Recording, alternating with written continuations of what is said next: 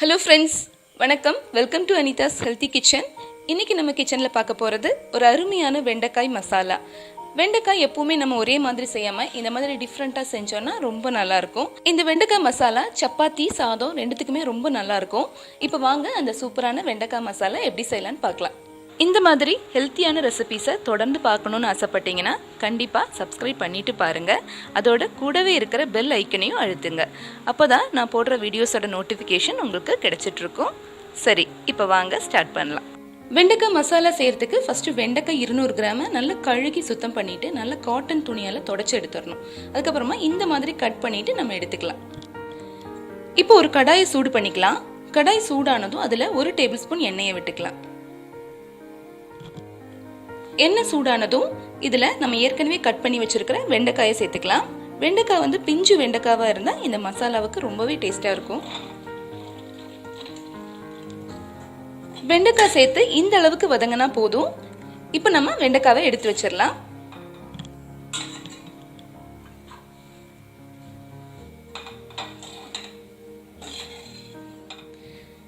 இப்போ மறுபடியும் கடாயை சூடு பண்ணிக்கலாம். கடாய் சூடானதும் அதுல கொஞ்சம் எண்ணெய் விட்டுக்கலாம். எண்ணெய் சூடானதும் ஒரு 1/2 டீஸ்பூன் சீரகத்தை அதோட சேர்த்துக்கலாம். சீரகம் நல்லா பொரிஞ்சு வந்ததும் நல்ல பொடியா கட் பண்ண 2 பெரிய வெங்காயத்தை அதோட சேர்த்துக்கலாம்.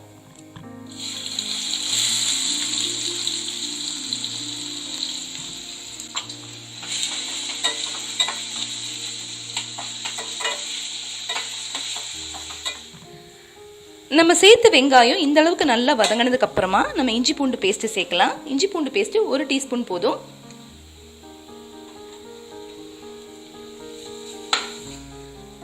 இஞ்சி பூண்டு பேஸ்ட் பச்சை வாசனையெல்லாம் போனதுக்கு அப்புறமா தக்காளி சேர்க்கலாம். தக்காளி 2 தக்காளி எடுத்திருக்கேன். மீடியம் சைஸ் இருக்கிற 2 தக்காளி போதும். இதை நல்லா பொடியா கட் பண்ணிட்டு அதோட சேர்த்துக்கலாம்.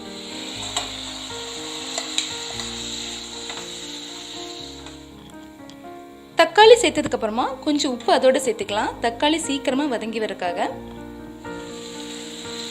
தக்காளி நல்லா வதங்கி வரணும்.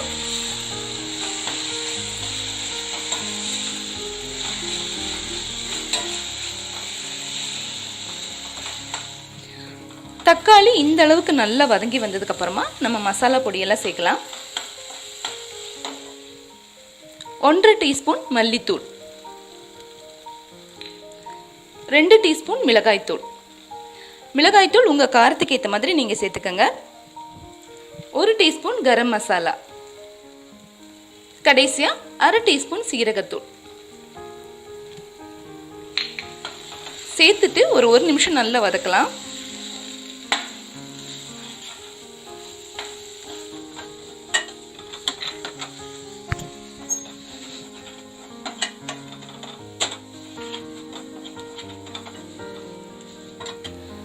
மசாலா பொடியோட பச்சை வாசனையெல்லாம் போனதுக்கு அப்புறமா ஒரு 1/2 கப்பு தயிர் சேர்த்துக்கலாம். தயிர் புளிப்பு இல்லாத தயிரா இருக்கணும். இதை நல்லா ஸ்பூன் வச்சு பீட் பண்ணிட்டு அதுக்கப்புறமா சேர்த்துக்கலாம்.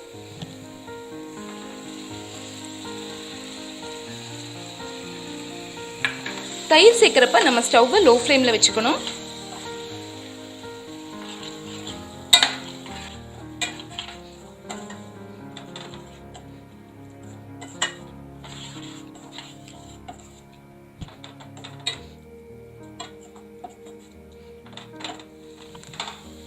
தயிர் சேர்த்து ஒரு 2 நிமிஷம் இந்த மாதிரி கலந்து விட்டதுக்கு அப்புறமா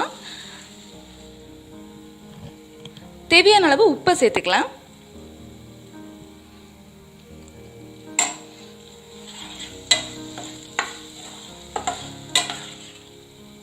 இப்ப மசாலா நல்லா எண்ணெய் பிரிஞ்சு வருது. இந்த ஸ்டேஜ்ல நம்ம ஏற்கனவே வதக்கி வச்ச வெண்டைக்காவை சேர்த்துக்கலாம்.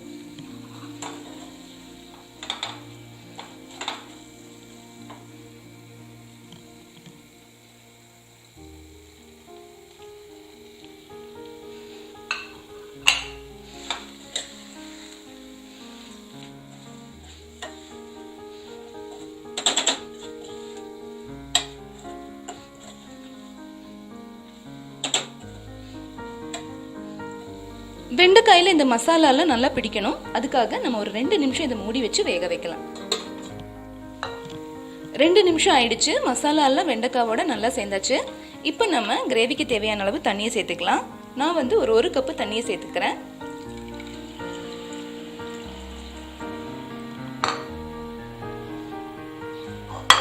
இப்போ இந்த கிரேவி ஒரு 2-3 நிமிஷம் கொதிக்கட்டும். அது வரைக்கும் நம்ம மூடி வச்சு குக் பண்ணலாம். இப்போ 2-3 நிமிஷம் ஆயிடுச்சு, திறந்து பார்க்கலாம்.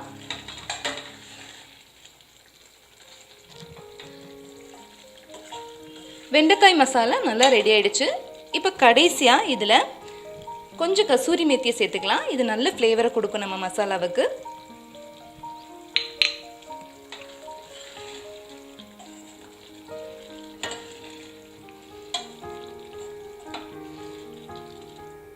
இப்போ ரொம்ப அருமையான வெண்டைக்காய் மசாலா ரெடி ஆயிடுச்சு. சப்பாத்தியோட, சாதத்தோட, பூரியோட எல்லாத்தோடையும் நம்ம வச்சு சாப்பிடலாம்.